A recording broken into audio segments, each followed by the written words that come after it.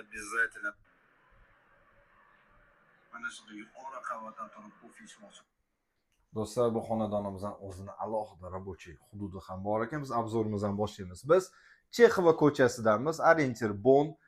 4 qavatli bino, 4-qavatda 70 kvadratli uyimiz, 3 xona, 4 xona qilingan. Ko'rib turganingizdek, to'liq yangi remontdan chiqqan avtorskiy proyektisi ham bo'ladi. Qani endi ketdik ko'rsamiz. Bu TV zona, tushundingiz, zal.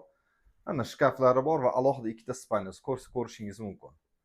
Mebel rangiga e'tibor bering. Juda ham chiroyli va nozik did bilan qilingan. Bu egasi ham o'zi boshqacha odamda. Qani, mana bu yotoqxonani ham ko'rsatib oling. Bolajonlar uchun tayyorlangan yotoqxonamizni.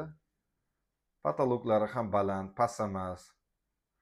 Ana endi biz sizga rabochiy zonani ko'rdingiz, zal, ya'ni TV zonani ham ko'rdingiz. O'ng tomonni aytgancha minbar o'zi kirosh qismi, hojatxonani ko'rsatib ketsangiz bo'ladi, birlashtirilgan. Tualet bilan vanna sanuzimiz birlashtirilgan. Kafillar desam, hamma narsa yangi qo'yilgan. Do'stlar, texnika hamma nima kerak, hamma narsasi bor. Mana bu esa ovqatlanib, oila davrasida maza qilib barjomilar ochib, pishillatib ichadigan joy ekan. Rasmlarga qarang, qanaqa noziligiga.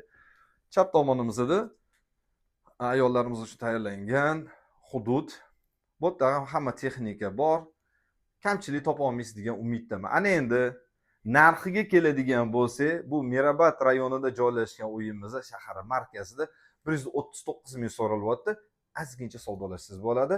Pastdagi raqamga telefon qiling, like bosib, obuna bo'lishni ham unutmang. Bu bizlarni qo'llab-quvvatlashga juda ham yordam beradi. Sog' bo'ling, salomat bo'ling.